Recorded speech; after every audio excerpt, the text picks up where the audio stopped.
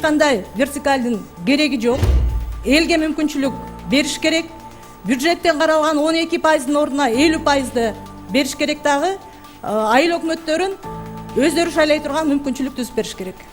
Баш мыйзамда президентке кандай ыйгарым укук берилсе, ошол ыйгарым укуктун алкагында иштейм. Мен сот бийлигинин ишине да киришпейм, өкмөттүн ишине да кийлигишпейм, парламентке дагы басым кылбайм.